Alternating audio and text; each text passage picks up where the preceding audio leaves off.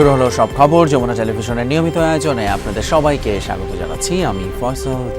রাজধানীর পাম্পগুলোতে জ্বালানি তেলের সরবরাহ কিছুটা বেড়েছে। ট্যাঙ্ক ভর্তি করে তেল নিচ্ছেন অনেকে, তবে কমেনি পাম্পে পাম্পে যানবাহনের সারি। সরবরাহ কম থাকায় দিনের বেশিরভাগ সময় বন্ধ দেখা যায় বেশ কিছু পাম্প। পরিস্থিতি স্বাভাবিক হতে আরও কিছুদিন সময় লাগবে বলছেন পাম্প মালিকরা। সোমবার থেকে 20% বেশি তেল পাচ্ছে রাজধানীর পাম্পগুলো। সরবরাহ বাড়ায় বাড়তি তেল পাচ্ছেন ভোক্তারাও। তবে যানবাহনের সারি আগের মতোই। মধ্যরাত থেকে লাইনে শত শত যানবাহন। রাতে সড়কে অবস্থানের পর দিনেও তপ্ত রোদে ঘন্টার পর ঘন্টা অপেক্ষা করে বিরক্ত চালকরা প্রশ্ন তোলেন, বাড়তি দামেই তেল নিতে হচ্ছে, তাহলে সংকটের সমাধান কবে হবে? বারে আমাদের কি লাভ হলো ওটা কি? বারের পর যদি আমরা সচরাচর সব পাম্পে তেল পাইতাম তাহলে আমাদের কষ্ট ছিল না, দুঃখ ছিল না। এটা মাইনে নেওয়ার মতো না। তেলের এই ধরনের কষ্ট আসলে আমার এই 30 বছর সার্ভিসের বয়স আমি এরকম কষ্ট করিনি। সংকট তাদের জন্য নাই, তারা ঘরে বসে তেল পায়, বাজার পায়, সব কিছু পায়, কিন্তু আমরা সব দিকে সমস্যা আমাদের। সংসদে গেলে কয় তেলের কোনো সংকট নাই, তাহলে সংকটটা আইলো কই থেকে? সরবরাহ বাড়ায় কিছু পাম্প থেকে বাড়তি জ্বালানি পাচ্ছেন ভোক্তারা। দীর্ঘ লাইন ধরে চাহিদা মতো তেল পাওয়ায় খুশি অনেকে। কষ্ট করার পরেও ভালো লাগছে আর কি, যে তেলটা ফুল পাচ্ছি, চাহিদা মতো তেল পাচ্ছি ইনশাল্লাহ। আজকে 1400 টাকার তেল নিয়েছি, ইনশাল্লাহ আর কোনো সমস্যা হবে না। খুব ভালো লাগতেছে। সরকারের উচিত এই ধারাবাহিকতা বজায় রাখা। এটা না, এই জায়গায় সারা রাত থাকছি এই তেলের জন্য। এখন কেমন লাগছে? এখন ভালো লাগতেছে, তেল পাইতেছি। তদারকি কর্মকর্তা জানান, কিছু পাম্পে জ্বালানি তেলের চাহিদা বেশি, সেখানে পরিস্থিতি সামাল দিতে বেশ বেগ পেতে হচ্ছে। পাম্প মালিকরা বলেন, তেল কিছুটা বেশি পেলেও সবার চাহিদা পূরণ করা যাচ্ছে না। না, আমি তো রেগুলারলি যেটা পাই সেটাই পাচ্ছি, আজকেও সেটাই পাইছি। যে ফুয়েল দেওয়া হয়, এই ফুয়েল দিয়ে যে গ্রাহক আসে, এই গ্রাহককে বিতরণ করা আমার পক্ষে সম্ভব হয় না। 10% 20% আপনারা জানেন ইতিমধ্যে বাড়ানো হয়েছে। তারপরেও মনে হয় যে আরেকটু বাড়লে ভালো হতো আর কি, কারণ জনগণ বেশি প্রয়োজনের তুলনায় অতিরিক্ত কিনতেছে। যার 5 লিটার দরকার সে 15 লিটার কিনে স্টোর করতেছে। ভয়ের কোনো কারণ নাই, যার যতটুকু প্রয়োজন আমি অনুরোধ করব তারা ততটুকুই নেন। পাম্প কর্তৃপক্ষের অভিযোগ, অনেকে প্রতিদিনই তেল নিচ্ছেন, তবে ভোক্তাদের আশা ধারাবাহিকভাবে সরবরাহ বাড়ানো হলে সংকট দ্রুতই কেটে যাবে।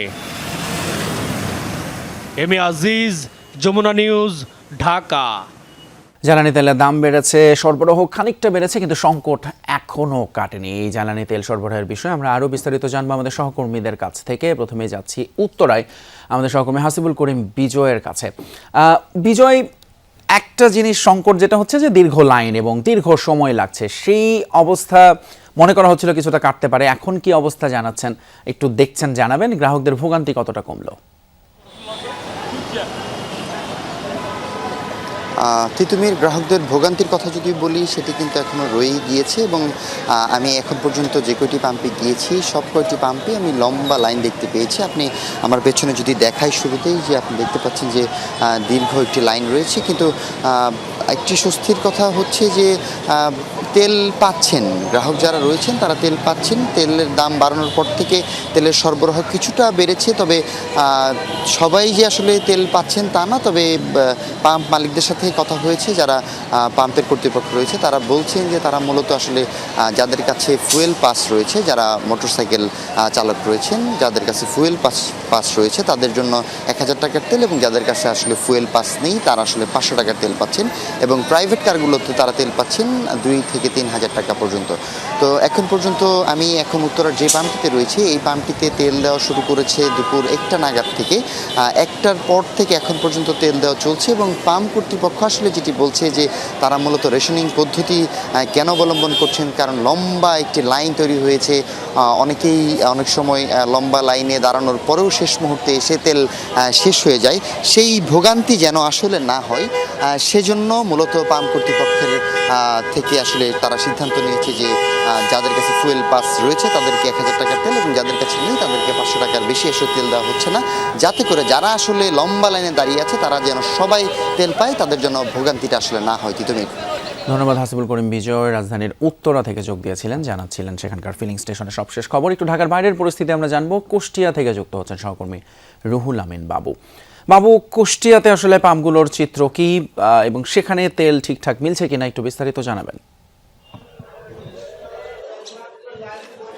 তিতুমির কুষ্টিয়ার পাম্পগুলোতে কিন্তু আজকে সবগুলো পাম্পেই তেল মিলছে না, যে কারণে আসলে যে পাম্পগুলো খোলা রয়েছে যারা তেল দিচ্ছে সেই সব পাম্পগুলোতে উপচে পড়া ভিড় রয়েছে। আমি এখন যেখানে রয়েছি মন্ডল ফিলিং স্টেশনে, আসলে এখানে দীর্ঘ সারি এবং কিছুক্ষণ আগেই কিন্তু এখানে এই যে শুধুমাত্র অকটেন দেওয়া হচ্ছে, এই অকটেনের মেশিনটাতে একটু সমস্যার কারণে এখন এখানে অনেকগুলো মানুষ অপেক্ষায় রয়েছে, দীর্ঘ লাইন রয়েছে, তারা সেটা মেরামত করার চেষ্টা করছে। যারা দীর্ঘক্ষণ অপেক্ষায় রয়েছে আসলে তারাও বিরক্ত হচ্ছেন এবং এই যে তীব্র রোদ গরমের মধ্যে যারা অপেক্ষায় রয়েছেন তারাও আসলে অপেক্ষা করছেন যে আসলে কখন এটা ঠিক হবে এবং আবার তেল দেওয়া শুরু।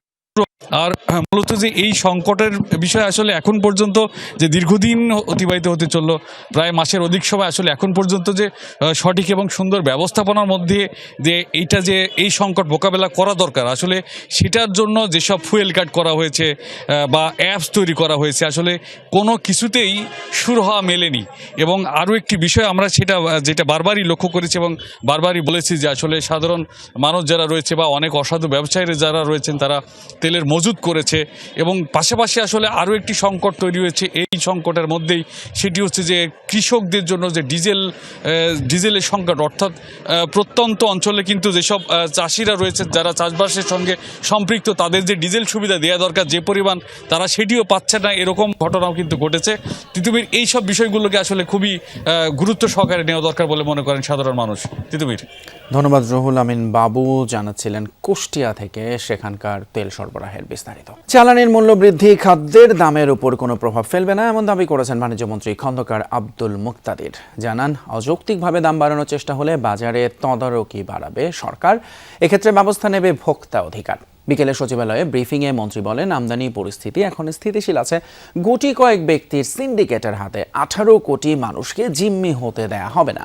খন্দকার আব্দুল মুক্তাদির জানান, বাজারে বোতলজাত সয়াবিন তেলের সরবরাহ কম আছে, তবে বেশি আছে খোলা সয়াবিনের সরবরাহ।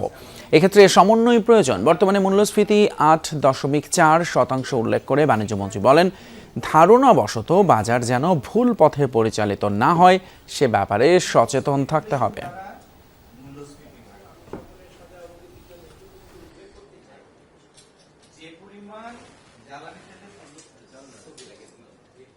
এই সরকার কোনো ব্যক্তি বা কোনো গুটি কয়েক ব্যক্তির হাতে 18 কোটি মানুষকে জিম্মি হতে দিবে না।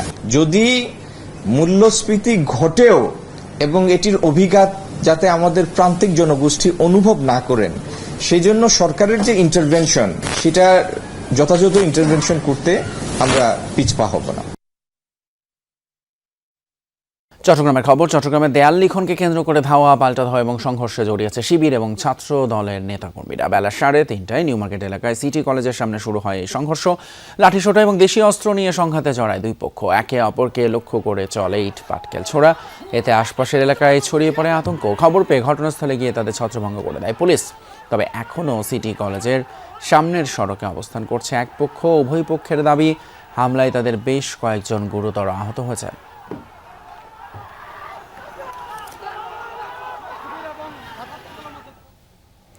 এ বিষয়ে আরও জানাতে আমাদের সঙ্গে সরাসরি যুক্ত হচ্ছেন আমাদের সহকর্মী আলামিন শিকদার।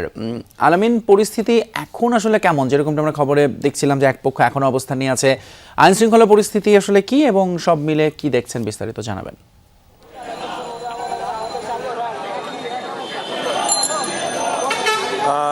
ফয়সাল, এখন পরিস্থিতি আমরা বলতে পারি যে একেবারেই শান্ত। তবে কিছুক্ষণ আগেও ছাত্রদলের একটি মিছিল যাচ্ছিল, সেই মিছিলে উপর থেকে ককটেল সদৃশ একটি বোমা বলা যায়, সেটি একটি পটকা জাতীয় বোমা হতে পারে, একটি বিকট শব্দ করে। এরপর আবারও পরিস্থিতি ভিন্ন দিকে যায়। তারা আবারও বিভিন্ন জনকে সন্দেহ করে যে তারা শিবিরের পক্ষ থেকে হয়তো এই বোমাটি নিক্ষেপ করেছে। এর কারণে কিন্তু তারা আবারও উত্তেজিত হয়ে পড়ে। তবে প্রশাসনের যারা ছিল তারা পরিস্থিতি আবারও নিয়ন্ত্রণে নিয়ে আসেন। আমরা এখন সিটি কলেজের ঠিক সামনে দেখতে পাচ্ছি। এই জায়গাটি কিছুক্ষণ আগেও গাড়ি ঘোড়া একেবারে আমরা দেখেছি যে যানবাহনগুলো ছিল সেই যানবাহন একেবারে থমকে ছিল, চলাচল একেবারে বন্ধ ছিল। তবে এখন আমরা দেখছি যে ধীরে ধীরে সেই যানবাহন চলাচল শুরু করেছে এবং তারপরও আমরা দেখছি একটি পক্ষ অর্থাৎ ছাত্রদলের সমর্থিত যারা রয়েছেন তারা ঠিক সিটি কলেজের সামনে যে জায়গাটি রয়েছে সেই জায়গায় এখনো অবস্থান করছেন। তাদের সাথে সাথে আমরা কথা বলার পর যে বিষয়টি আমরা জানতে পারি যে তারা বলছেন সিটি কলেজে এখন পরীক্ষা চলছে, সেই পরীক্ষার্থীদের যাতে কোনো ধরনের বিঘ্নতার মধ্যে পড়তে না হয় সেজন্যই কিন্তু তারা সেখানে এখনো দাঁড়িয়ে আছেন এবং কেউ যেন অপরাজনীতি করতে না পারে আবার ক্যাম্পাসকে ঘিরে, সেই জন্য তারা এখনো সেই জায়গাটিতে অবস্থান করছেন। তবে এই কোনোভাবেই যাতে আর কোনো অনাকাঙ্ক্ষিত ঘটনা কিংবা সংঘর্ষের মতো ঘটনা না ঘটে সেজন্য কিন্তু আমরা দেখছি যে প্রশাসনের যারা রয়েছেন পুলিশ সদস্যরা সেখানে এখন পর্যন্ত অবস্থান করছেন যাতে আর কোনো ধরনের অনাকাঙ্ক্ষিত কোনো ঘটনা না ঘটে। ধন্যবাদ আলামিন শিকদার। চট্টগ্রাম থেকে জানাচ্ছিলেন সেখানে শিবির এবং ছাত্রদলের মধ্যকার সংঘর্ষের সবশেষ খবর। দিনের শুরুর সব শঙ্কা ভীতি উবে গেছে দুপুরে। প্রথম দিনের পরীক্ষা দিয়ে এসএসসি এবং সমমানের শিক্ষার্থীরা জানালেন প্রশ্নপত্র ছিল জানার মাঝেই, তাই বেশ ভালো হয়েছে পরীক্ষা। কেন্দ্রের সার্বিক পরিবেশ নিয়েও সন্তুষ্টি জানিয়েছেন জীবনের প্রথম পাবলিক পরীক্ষায় বসা শিক্ষার্থীরা। মন্ত্রী জানিয়েছেন শিক্ষা খাতে সাইবার ক্রাইম কমাতে কাজ চলছে। প্রথম দিন প্রশ্ন ফাঁস কিংবা নকলের কোনো অভিযোগ না থাকার কথা জানিয়ে বলেছেন পরীক্ষার পুরোটা সময়ই সজাগ থাকবে মন্ত্রণালয়।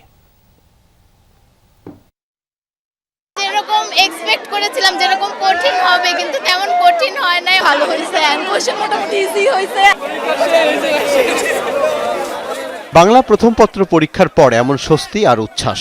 শিক্ষার্থীরা বললেন এতটা সহজ হবে প্রশ্নপত্র এটা তাদের ভাবনায়ও ছিল না। সেনাপল্লী হাইস্কুল কেন্দ্রের 9টি প্রতিষ্ঠানের 600 শিক্ষার্থীর প্রায় সবার মাঝেই উপচে পড়া আনন্দ।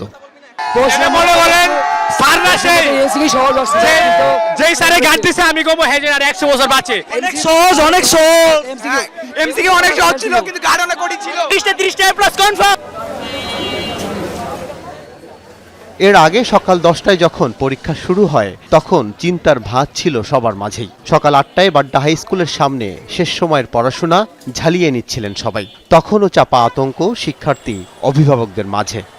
আগেই তো ভয় দেখাই দিচ্ছে, ভয় তো ঢুকে গেছে ভিতরে। আমাদের প্রিপারেশন ভালো, তাই আমাদের কোনো ভয় নেই। এক সময় বলে এই সাইলেন্স বেল্ট, এই এটা হবে ওটা হবে, এটা ওদের আতঙ্ক আর কি। কোনো ভয় নাই, আমরা তো পড়ে আসছি। যারা পড়েছে তাদের কোনো ভয় আছে? পরীক্ষা শুরু 30 মিনিট আগেই কেন্দ্রে প্রবেশের নির্দেশনা থাকলেও তারও আগে ভাগে হাজির হয় পরীক্ষার্থীরা। তবে পরীক্ষা শুরুর পর কেন্দ্রে আসায় পরীক্ষা দিতে পারেননি ভাসানটেক স্কুলের সাদিয়া পারভিন মৌ। আমি আগে রেডি হয়েছিলাম, কিন্তু আমার আম্মু আসলে হুট করে অসুস্থ হয়ে গেছে। তিনি কথাও বলতেছিল না, কোনো কিছুই বলতেছিল না। দেশের প্রায় 4000 কেন্দ্রই ছিল সিসি ক্যামেরার আওতায়। প্রায় 31,000 শিক্ষা প্রতিষ্ঠানের 18,57,000 শিক্ষার্থীর প্রথম দিনের পরীক্ষার পর ব্রিফিং করেন শিক্ষামন্ত্রী। সাইবার ক্রাইম যেন আমার এই সেক্টরে না হয়, এটা আমার অনেক দিন ধরে পূর্ব প্রস্তুতি আমার ছিল এবং সাইবার ক্রাইম স্পেশালিস্টদেরকে আমি যারা যারা সংশ্লিষ্ট রয়েছে এই প্রশ্নপত্র এবং ম্যানেজমেন্টের সাথে তাদের সকলের নাম্বার আমি সাইবার ক্রাইম অথরিটির কাছে দিয়ে রেখেছিলাম। করোনার সময়ে এবারের মাধ্যমিকের পরীক্ষার্থীরা 5ম শ্রেণীতে দেয়া হয়নি প্রাথমিক শিক্ষা সমাপনী পিইসি পরীক্ষা। এমনকি 2023 সালে বাতিল হওয়ায় 8ম শ্রেণীর জেএসসি জেডিসি পরীক্ষাও দিতে হয়নি। জীবনের প্রথম পাবলিক পরীক্ষার শুরুটা বেশ ভালোই হলো তাদের। এমন সহজ প্রশ্ন হলে আর নকল হবে না, নকল হবে না। আমাদেরকে যদি 4 ঘন্টা সময় দেওয়া হতো তাহলে আমরা সাহিত্যের বই রচনা করতে পারতাম। শিক্ষার্থীদের এমন উচ্ছ্বাসে বলে দেয় পরীক্ষা কতটা তারা ভালো দিয়েছেন। নিশ্চয়ই সামনের যে পরীক্ষাগুলো আছে সেই উচ্ছ্বাসের সাথেই তারা দিতে পারবেন। আল আমিন হক অহন, যমুনা নিউজ, ঢাকা। এই মুহূর্তে সরকার দলীয় চিফ হুইপ নুরুল ইসলাম মনি কথা বলছেন, আমরা সরাসরি চলে যাচ্ছি সেখানে। যতক্ষণ পর্যন্ত সরকার ভালো চায় আপনারা সরকারের সাথে থাকবেন, সেই প্রত্যাশা আপনাদের কাছে করছি। ধন্যবাদ।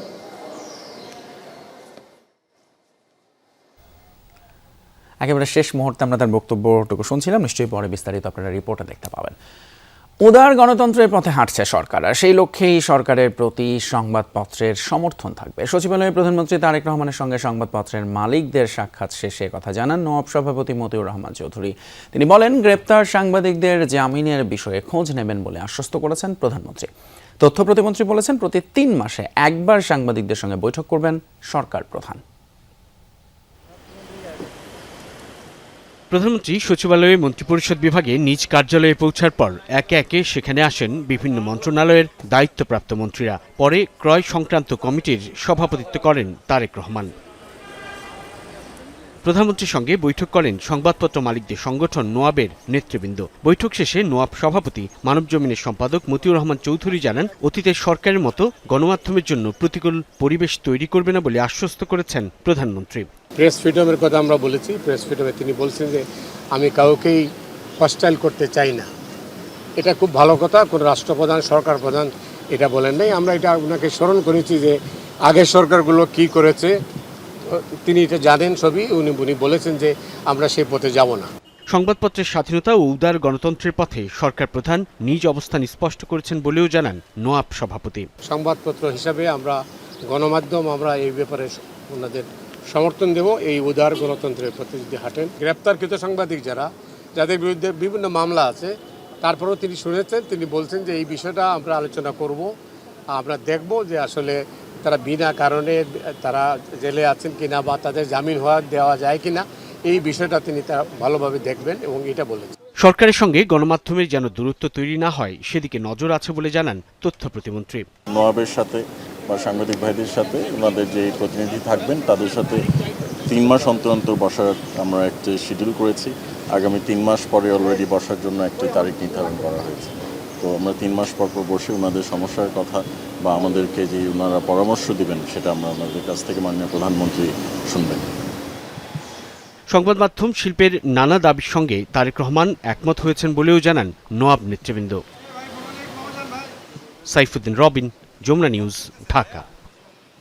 পাচারের টাকা দ্রুত ফিরিয়ে আনতে পুরোদমে কাজ চলছে বলে সংসদকে জানিয়েছেন অর্থমন্ত্রী আমির খসরু মাহমুদ চৌধুরী। তিনি জানান 4টি বিদেশি আইনি প্রতিষ্ঠানের মাধ্যমে বিদেশে এসালম এবং বেক্সিমকোর সম্পদ অনুসন্ধান করা হচ্ছে। মন্ত্রী বলেন, ক্ষমতা গ্রহণের পর থেকে এ পর্যন্ত 90.66 বিলিয়ন মার্কিন ডলার বৈদেশিক ঋণ পরিশোধ করেছে সরকার। সংসদে প্রশ্নোত্তর পর্বে অর্থমন্ত্রী আরও বলেন, বিএনপি আমলে শেয়ার বাজার লুটপাট বা ব্যাংক খাত নিয়ে কোনো প্রশ্ন ওঠেনি। ঋণ খেলাপিদের টাকা উদ্ধারে সরকার ব্যবস্থা নিচ্ছে বলে জানান অর্থমন্ত্রী। বলেন, দেশের ভঙ্গুর আর্থিক খাত উন্নয়নে সরকারের সুনির্দিষ্ট পরিকল্পনা রয়েছে। বিভিন্ন মেয়াদী সমন্বিত কাঠামো অনুমোদন করেছে সরকার। মন্ত্রী জানান, সামষ্টিক অর্থনীতি স্থিতিশীলতায় উদ্যোগও গ্রহণ করা হয়েছে। বলেন, বর্তমান বাজার ভিত্তিক বিনিময় হার ব্যবস্থা গ্রহণ করায় বেড়েছে রেমিটেন্স। এছাড়া পুঁজিবাজারের স্বচ্ছতা এবং আস্থা ফিরিয়ে আনতে পুঁজিবাজার সংস্কার কমিশন গঠনের সিদ্ধান্ত নিয়েছে সরকার। এই টাকা দিয়ে যারা পালিয়েছে এগুলো রিকভারের জন্য একদিকে G2G গভর্নমেন্ট কাজ চলছে, অন্যদিকে রিকভারি যে ফার্মগুলো আছে প্রাইভেটলি তারাও কাজ করছে। সংসদ সচিবালয়ে কেনাকাটায় অনিয়ম এবং দুর্নীতির অভিযোগ তদন্তে 5 সদস্যের কমিটি গঠন করা হয়েছে। বিকেলে সংসদ সচিবালয়ের এক অফিস আদেশে এই তথ্য জানানো হয়। সংসদের হুইপ ABM আশরাফ উদ্দিনকে আহ্বায়ক করে এই কমিটি গঠন করা হয়েছে। কমিটির অন্যান্য সদস্য ময়মনসিংহ 8 আসনের সংসদ সদস্য লুৎফুল্লাহ হেল মাজেদ, ঢাকা 12 আসনের সংসদ সদস্য সাইফুল আলম, চট্টগ্রামের সংসদ সদস্য হুম্মাম কাদের চৌধুরী এবং কুমিল্লা 4 আসনের হাসনাত আব্দুল্লাহ। 1 সপ্তাহের মধ্যেই কমিটিকে তদন্ত প্রতিবেদন দেওয়ার নির্দেশ দেওয়া হয়েছে। সম্প্রতি গণমাধ্যমের খবরে সংসদ সচিবালয়ের ক্রয় সংক্রান্ত নানা অসঙ্গতির বিষয় তুলে ধরা হয়। সেই প্রতিবেদনে উত্থাপিত অভিযোগগুলোর প্রেক্ষিতেই কমিটি গঠন করা হয়েছে। তদন্ত কার্যক্রম শেষ না হওয়া পর্যন্ত সংশ্লিষ্ট কেনাকাটার কোনো বিল পরিশোধ না করারও সিদ্ধান্ত নিয়েছে সংসদ সচিবালয়।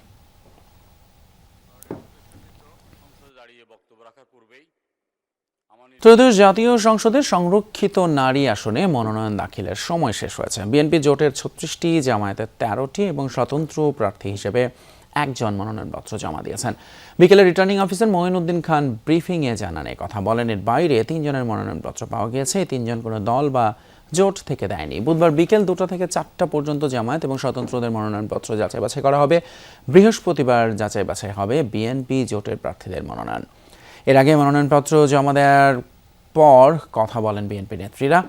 বলেন, আগামীর বাংলাদেশ বিনির্মাণে কাজ করতে চান তারা। বিএনপির স্লোগান সবার আগে বাংলাদেশ নিয়ে এগিয়ে যেতে চান। জামায়াতের নেতারা বলেন, তারা রাজনৈতিক অঙ্গীকার রেখেছে, অনেক দল সেটি রাখেনি।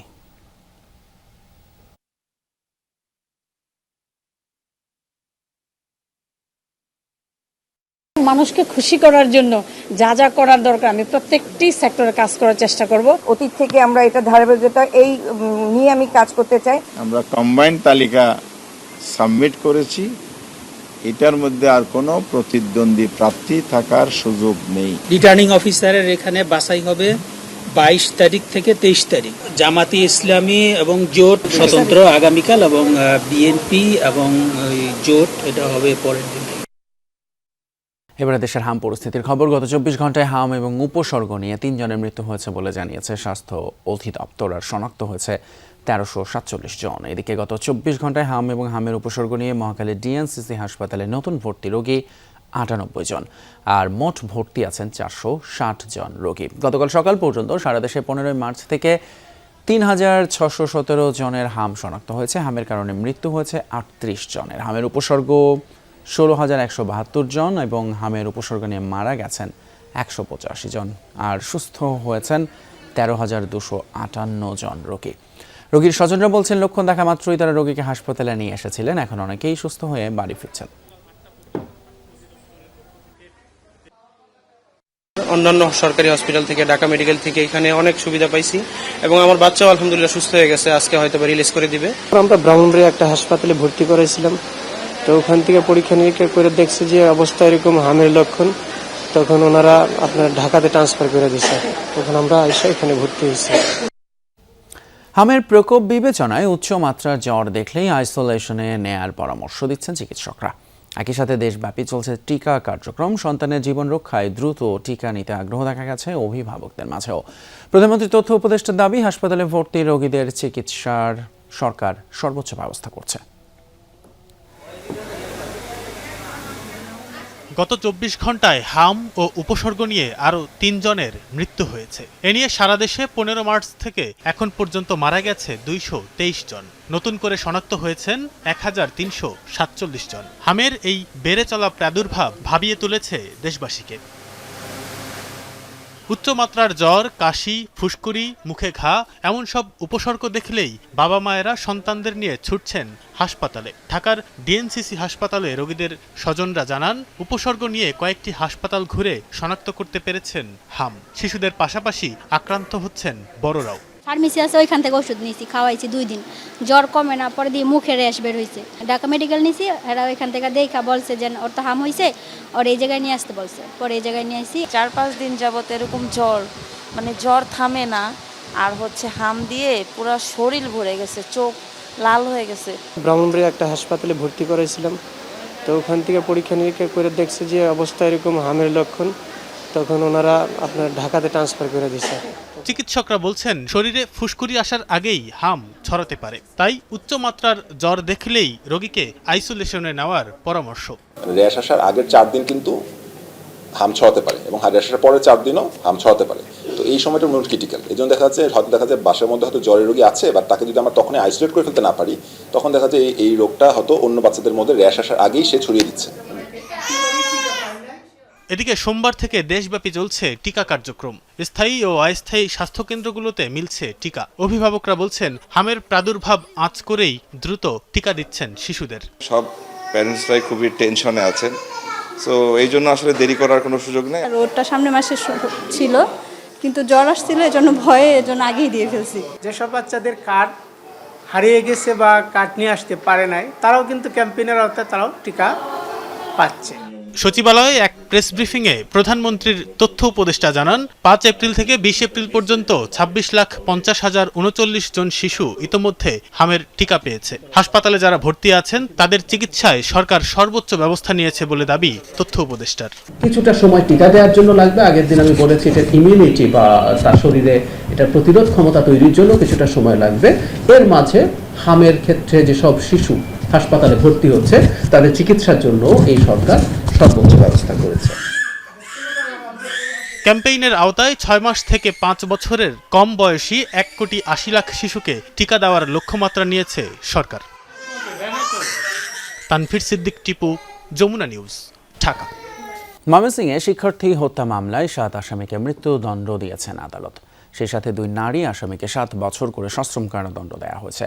দুপুরে জেলা এবং দায়রা জজ আদালতের বিচারক এই রায় দেন। পুলিশ জানায়, 2021 সালের 31 মে বাড়ি থেকে বের হয়ে নিখোঁজ হয় তারাকান্দার শিক্ষার্থী শাহিনুর আলম ইকবাল। 6 দিন পর একটি পরিত্যক্ত সেপটিক ট্যাঙ্ক থেকে তার মরদেহ উদ্ধার করা হয়। এই ঘটনায় মামলা করে নিহতের বাবা। তদন্তে হত্যার সাথে জড়িতদের শনাক্ত করে আইনশৃঙ্খলা বাহিনী। আদালতের রায়ে সন্তুষ্টি প্রকাশ করেছেন নিহতের স্বজনরা। ফরিদপুরের চরভদ্রাসনে আসামি ধরতে গিয়ে স্থানীয়দের হামলায় আহত হয়েছেন 5 পুলিশ সদস্য। দুপুরে উপজেলার চর হরিরামপুর ইউনিয়নের ছোরমানখার বাজার এলাকায় এই ঘটনা ঘটে। আহতরা হলেন চর ভদ্রাসন থানার উপপরিদর্শক রিপন হোসেন, এসআই মোজাম্মেল হক এবং মোহাম্মদ রফিকুজ্জামান, এএসআই গাজী সোহেল এবং কনস্টেবল উজ্জ্বল হোসেন। তাদের উপজেলা স্বাস্থ্য কমপ্লেক্সে চিকিৎসা দেওয়া হচ্ছে। পুলিশ এবং স্থানীয়রা জানায়, সন্ত্রাস বিরোধী আইনের মামলায় ইউনিয়ন আওয়ামী লীগের সাধারণ সম্পাদক কবির খানকে গ্রেপ্তার করতে যায় পুলিশের একটি দল। গ্রেপ্তারের পর কবির খান লোকজন পুলিশের উপর চড়া হয়। এক পর্যায়ে পুলিশের উপর হামলা চালিয়ে কবিরকে হাতকড়া সহ ছিনিয়ে নেয় তারা। পরে স্থানীয়রা পুলিশ সদস্যদের হাসপাতালে ভর্তি করে। তেজগাঁও থানার হামলা, ভাঙচুর, লুটপাটের অভিযোগে করা মামলায় যুব মহিলা লীগের নেত্রী শিল্পী বেগমকে তার 1 মাস 16 দিন বয়সী শিশু সন্তান সহ কারাগারে পাঠিয়েছেন আদালত। মঙ্গলবার ঢাকার অ্যাডিশনাল চিফ মেট্রোপলিটন ম্যাজিস্ট্রেট আওলাদ হোসেন মোহাম্মদ জোনায়েদ এই আদেশ দেন। আসামিপক্ষের আইনজীবী ফারজানা ইয়াসমিন রাখি এই ঘটনায় ক্ষোভ প্রকাশ করে বলেন, এটি একটি নিষ্ঠুর নজির। 1 মাস 16 দিনের দুধের শিশু সহ পুলিশ ধরে নিয়ে এসে মা ও শিশুর মানবাধিকার লঙ্ঘন করেছে। এর আগে সোমবার রাতে গোপন তথ্যের ভিত্তিতে শিল্পী বেগমকে তার বাসা থেকে গ্রেপ্তার করা হয়। মামলার অভিযোগ অনুযায়ী 2024 সালের জুলাই মাসে বৈষম্য বিরোধী ছাত্র আন্দোলন চলাকালে ঢাকা বিশ্ববিদ্যালয়ের শিক্ষার্থী মোহাম্মদ তাহমিদ মুবিন রাতুলের উপর হামলার পর তার বাসায় হামলা এবং 5 লাখ টাকা লুটপাটের ঘটনায় শিল্পী বেগমের সম্পৃক্ততা পাওয়া গেছে বলে দাবি করা হয়।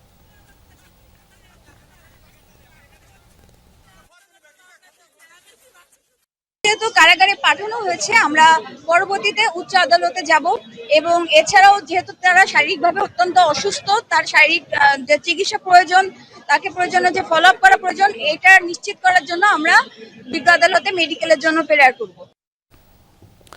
দরপত্রের কাজ না দেয়ায় ভাড়াটে খনি দিয়ে হামলা চালানো হয় ক্যান্সার হাসপাতালের উপপরিচালকের ওপর। সন্ত্রাসী রুবেল গ্রুপের নির্দেশে কুপিয়ে জখম করা হয় ডাক্তার হোসেনকে। এই ঘটনায় জড়িত 5 জনকে গ্রেপ্তারের পর এসব তথ্য দিয়েছে র্যাব।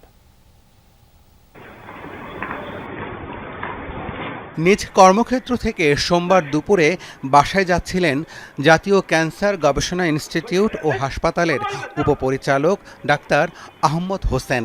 সিসি ক্যামেরার ফুটেজে দেখা যায় এ সময় তার পিছু নেয় 2 মুখোশধারী। ব্র্যাক বিশ্ববিদ্যালয়ের পুরনো ক্যাম্পাসের পেছনের রাস্তায় পৌঁছতেই ছুরি দিয়ে আঘাত করতে থাকে একজন, পরে তার সাথে যুক্ত হয় অপরজনও। মারাত্মক জখম করার পর পালিয়ে যায় হামলাকারীরা। আহমদ হোসেনকে ভর্তি করা হয় ঢাকা মেডিকেল কলেজ হাসপাতালে। ঘটনার ফুটেজ সামাজিক মাধ্যমে ভাইরালের পর ছায়া তদন্তে নামে র্যাব। রাজধানীর বিভিন্ন এলাকায় অভিযান চালিয়ে গ্রেপ্তার করা হয় 5 জনকে। র্যাব 1 এবং র্যাব সদর দপ্তরের গোয়েন্দা শাখার যৌথ অভিযানে আজ 21 এপ্রিল 2026 তারিখে ঘটনার সাথে সম্পৃক্ত 5 জনকে গ্রেফতার করেছি। প্রাথমিক জিজ্ঞাসাবাদে জানা যায় যে জাতীয় ক্যান্সার হাসপাতালের বিভিন্ন কাজের টেন্ডার পাওয়ার বিরোধে এই ঘটনাটি ঘটেছে। সংবাদ সম্মেলনে র্যাব জানায়, গ্রেফতারকৃতরা মালয়েশিয়াতে থাকা সন্ত্রাসী রুবেল গ্রুপের সদস্য। ক্যান্সার হাসপাতালের দরপত্রকে কেন্দ্র করে ডাক্তার হোসেনের উপর এই হামলা। একটা হচ্ছে রুবেল ইমিটেরার্স, আর একটা হচ্ছে মোনায়েম গ্রুপ। এই দুটার মধ্যেই এই টেন্ডারটা পাওয়া নিয়ে একটা প্রতিযোগিতা ছিল আর কি। মাত্র 20,000 টাকার ভাড়া করা সন্ত্রাসী মাধ্যমে এই কার্যক্রমটা সংগঠিত হয়েছে। এই ঘটনায় আর কেউ জড়িত কিনা তা খতিয়ে দেখছে আইন শৃঙ্খলা রক্ষাকারী বাহিনী। রাব্বি সিদ্দিকী, যমুনা নিউজ, ঢাকা। বিচার বিভাগের স্বাধীনতা নিশ্চিতে বিএনপি সরকারের কার্যক্রম নিয়ে প্রশ্ন তুলেছে সুশাসনের জন্য নাগরিক সুজন। তাদের দাবি, ভুল ব্যাখ্যা দিয়ে বিচারপতি নিয়োগ এবং আলাদা সচিবালয় অধ্যাদেশ 2টি বাতিল করা হয়েছে। আইন 2টি না হয় আবারও রাজনৈতিক হাতিয়ার হিসেবে বিচার বিভাগ ব্যবহৃত হওয়ার শঙ্কাও জানিয়েছে সংস্থাটি। প্রেস ক্লাবে বিচার বিভাগের স্বাধীনতা এবং সংস্কার শীর্ষক গোল টেবিল আলোচনায় সাংবিধানিক বাধ্যবাধকতা, আদালতের নির্দেশনা এবং গণভোটে জন আকাঙ্ক্ষা তুলে ধরেন বক্তারা। দাবি করেন, বিচারক নিয়োগ আইন পাশ না হওয়ায় আবারও নির্বাহী বিভাগের পকেটে যাবে বিচার বিভাগ। সুপ্রিম কোর্ট সচিবালয় অধ্যাদেশটিও বিচার বিভাগের বহুদিনের দাবি। আইনের ত্রুটিগুলো উল্লেখ না করে সংসদে অধ্যাদেশ বাতিলে সরকারের রাজনৈতিক সদিচ্ছার সমালোচনাও করেন তারা।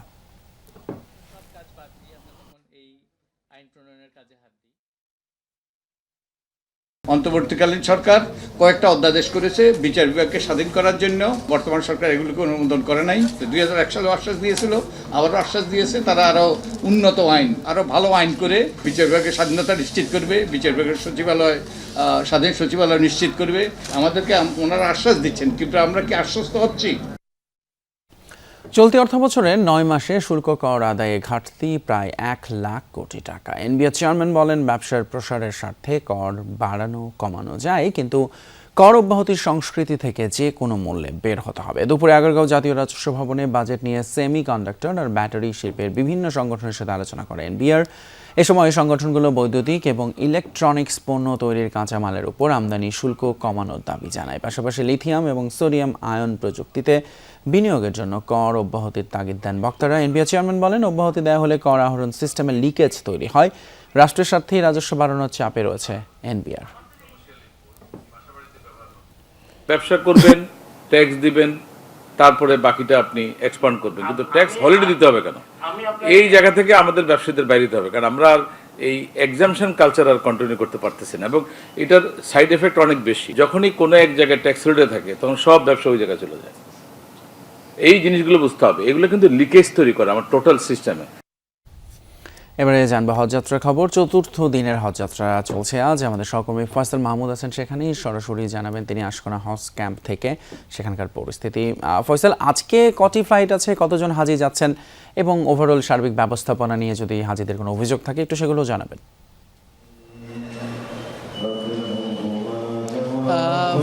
তিতুমির, এখন পর্যন্ত প্রায় 8টি হজ ফ্লাইট বাংলাদেশ ছেড়ে গেছে সৌদি আরবের জেদ্দার উদ্দেশ্যে। সেই 8টি হজ ফ্লাইটে প্রায় 3000-এর মতো হজযাত্রী তারা ঢাকা ছেড়েছেন, আর আরও প্রায় 6টি হজ ফ্লাইটের মতো বাকি আছে, যারা হয়তো রাতের মধ্যেই আজকে ঢাকা ছেড়ে যাবেন। তো আমরা আসলে সেই হজ ফ্লাইটের যাত্রীরা যারা ছিলেন তাদের সাথে আমরা কথা বলেছিলাম অভিযোগের বিষয়ে, কিংবা তাদের যে সুযোগ সুবিধা, এখানকার কোনো সমস্যা হচ্ছে কিনা সেই সব বিষয়ে আসলে তাদের সাথে জানার চেষ্টা করেছিলাম। তারা আসলে বলছিলেন যে অন্যান্য বছরের তুলনায় এবারের হজ ব্যবস্থাপনা থেকে শুরু করে সব কিছুই মোটামুটি স্বাভাবিক রয়েছে। তারা এবার বেশ শুরু থেকে কিছু ঝামেলার কথা বলেছিলেন, যেমন খাবার কিংবা মশা নিধনের, মশার বেশ সমস্যা ছিল। তো সে জায়গায় তাদের অভিযোগের ভিত্তিতে সরকার এবং হজ কর্তৃপক্ষ সেই সব বিষয়ে দ্রুত ব্যবস্থা নিয়েছিলেন, যার কারণে কিছুটা সহনীয় পর্যায়ে এসেছে। এর পাশাপাশি হজ ব্যবস্থাপনা অন্যান্য বছর আমরা দেখি যেরকম ভিসা জটিলতায় শেষ মুহূর্তে এসে অনেকে ফ্লাইট ধরতে পারেন না, কিংবা অনেকে ভিসা পান না, সেই জায়গায় এবার কিন্তু সেই ধরনের কোনো অভিযোগ পাওয়া যায়নি। সে ধরনের ফ্লাইটের বিলম্বিত হওয়ার কোনো অভিযোগ কিংবা সেই ধরনের কোনো অভিযোগ আমাদের চোখে পড়েনি। এখন পর্যন্ত যথারীতি যে ধরনের ফ্লাইট শিডিউল রয়েছে সেই ফ্লাইট শিডিউল মোতাবেক প্রত্যেকটি বিমানই কিন্তু বাংলাদেশ হজরত শাহজালাল আন্তর্জাতিক বিমানবন্দর ছেড়ে যাচ্ছেন। এর পাশাপাশি যদি বলি, যেহেতু এবার সর্বোচ্চ সংখ্যক 78,500 হজযাত্রী সৌদি আরবের উদ্দেশ্যে গমন করবেন, তো সেখানে এখন পর্যন্ত প্রায় গত 4 দিনের হিসাবে প্রায় 25% হাজি ইতিমধ্যে তারা সুষ্ঠুভাবে বাংলাদেশ ছাড়তে পেরেছেন। জি, অসংখ্য ধন্যবাদ। ফয়সাল মাহমুদ জানাচ্ছিলেন হজ ক্যাম্প থেকে হজযাত্রার বিস্তারিত। বিদ্যুৎ মন্ত্রীকে ইসলাম বিদ্বেষী বলায় কুষ্টিয়া 3 আসনের সংসদ সদস্য এবং জামায়াত নেতা আমির হামজার বিরুদ্ধে মানহানির মামলায় গ্রেপ্তারি পরোয়ানা জারি করেছেন সিরাজগঞ্জের একটি আদালত। সকালে সিনিয়র জুডিশিয়াল ম্যাজিস্ট্রেট আদালত এই পরোয়ানা জারি করেন। এর আগে আমির হামজাকে 19 এপ্রিল আদালতে হাজির হওয়ার নির্দেশ দিয়ে সমন জারি করেছিলেন তিনি। হাজির না হওয়ায় আদেশ দিলেন বিচারক। সম্প্রতি বিদ্যুৎ মন্ত্রী ইকবাল হাসান মাহমুদকে কুষ্টিয়ায় হাটস হরিপুর বড় জামে মসজিদে জুমার নামাজের সময় নাস্তিক এবং ইসলাম বিদ্বেষী বলে মন্তব্য করেন আমির হামজা। পরে তার বিরুদ্ধে মামলা হয়। বাস মালিক সমিতির দ্বন্দ্বের জেরে, অভ্যন্তরীণ দ্বন্দ্বের জেরে রাজশাহী থেকে ঢাকাগামী দূরপাল্লার বাস চলাচল বন্ধ রয়েছে। দুপুর থেকে রাজশাহী ঢাকা রুটে কোনো বাস চলাচল না করায় চরম ভোগান্তিতে পড়েছেন সাধারণ যাত্রীরা। জানান, পূর্ব ঘোষণা ছাড়াই বাস মালিক সমিতি এমন কর্মসূচি দেয় অনিশ্চয়তায় তারা। এদিকে পরিবহন মালিক সমিতির নেতারা জানান, রাজশাহী ও নাটোর বাস মালিকদের মধ্যে দ্বন্দ্বের জেরেই বাস চলাচল বন্ধ রাখা হয়েছে। সংকট সমাধানে রাজশাহী জেলা প্রশাসকের সাথে আলোচনা চলছে। আন্তর্জাতিক অঙ্গনে সিঙ্গাপুরের অভিজ্ঞতা ও ভূমিকা শীর্ষক সেমিনার অনুষ্ঠিত হলো নর্থ সাউথ ইউনিভার্সিটি NSUতে। এনএসইউ সিন্ডিকেট হলে আইন বিভাগ, অফিস অব এক্সটার্নাল অ্যাফেয়ার্স এবং School of Humanities and Social সায়েন্সের যৌথ উদ্যোগে এই সেমিনার অনুষ্ঠিত হয়। এতে প্রধান বক্তা ছিলেন ঢাকায় অবস্থিত সিঙ্গাপুর হাইকমিশনের chargé d'affaires Michelle Lee. অনুষ্ঠানে বিশেষ অতিথি ছিলেন এনএসইউ বোর্ড অব ট্রাস্টিজের চেয়ারম্যান আজিজ আল কাইসার, এনএসইউ উপাচার্য অধ্যাপক আব্দুল হান্নান চৌধুরী এবং উপাচার্য অধ্যাপক নেসার উদ্দিন আহমেদ। বক্তব্যে মিচেল লি সিঙ্গাপুরের আইনগত কূটনৈতিক বিকাশ তুলে ধরেন। তিনি বলেন, আন্তর্জাতিক আইন বিষয়ে সিঙ্গাপুর সবসময় বৈশ্বিক সহযোগিতায় বিশ্বাস করে। বাংলাদেশ ও সিঙ্গাপুরের জন্য আন্তর্জাতিক আইন খুবই গুরুত্বপূর্ণ। অন্যদিকে স্ট্যামফোর্ড ইউনিভার্সিটি বাংলাদেশে সামার 2026 সেশনে ভর্তি শুরু হয়েছে। 5টি অনুষদের অধীনে 14টি বিভাগে 29টি স্নাতক এবং স্নাতকোত্তর প্রোগ্রামে ভর্তি নেওয়া হচ্ছে। গবেষণা এবং কর্মমুখী শিক্ষা, উন্নত ও বিশ্বমানের ক্যারিয়ার গড়ার লক্ষ্যে কার্যক্রম চালিয়ে যাচ্ছে বিশ্ববিদ্যালয়টি। ভর্তিচ্ছু শিক্ষার্থীদের জন্য এসএসসি ও এইচএসসি পরীক্ষার ফলাফলের ভিত্তিতে 100% পর্যন্ত স্কলারশিপের সুযোগ রয়েছে। স্ট্যামফোর্ড ইউনিভার্সিটি বাংলাদেশে রয়েছে আধুনিক ও ডিজিটালাইজ ক্লাসরুম, ফ্রি ইন্টারনেট ব্যবস্থা, উন্নত মানের ল্যাব, স্টুডেন্ট জোন, প্লেগ্রাউন্ড এবং ডিজিটাল লাইব্রেরি। সামার সেশনে ভর্তির জন্য শিক্ষার্থীরা স্ট্যামফোর্ড ইউনিভার্সিটি বাংলাদেশের ক্যাম্পাস ও ওয়েবসাইটে আবেদন করতে পারবে। সেবায় আস্থা এবং নির্ভরতা এই মূলমন্ত্রে উজ্জীবিত হয়ে গৌরবের 12 বছরে বিআরবি হাসপাতাল লিমিটেড। আজ রাজধানীর পান্থপথে বর্ণাঢ্য আয়োজনে স্বাস্থ্যসেবা এক যুগের পথ চলা উদযাপন করেন হাসপাতালটির চিকিৎসক, নার্স সহ স্বাস্থ্যকর্মীরা। এই উপলক্ষে আয়োজন করা হয় আনন্দ র্যালির। দীর্ঘদিনের ভরসা আন্তরিকতার জন্য সেবা গ্রহীতাদের প্রতি কৃতজ্ঞতা জানান তারা। 12 বছরে লক্ষাধিক সফল সার্জারি, 4 লাখ ভর্তি রোগী ও বহির্বিভাগে প্রায় 34 লাখ রোগীকে সেবা দিয়েছে বিআরবি হাসপাতাল। আগামী দিনেও গবেষণা, উদ্ভাবন ও স্বাস্থ্য প্রযুক্তি সর্বোচ্চ ব্যবহার করে রোগীদের সেবা দেওয়ার প্রত্যয় জানায় হাসপাতাল কর্তৃপক্ষ। এর সাথে শেষ করছি আমাদের এখনকার মতো সব খবরের আয়োজন। এতক্ষণ সাথে থাকার জন্য ধন্যবাদ আপনাদের সবাইকে।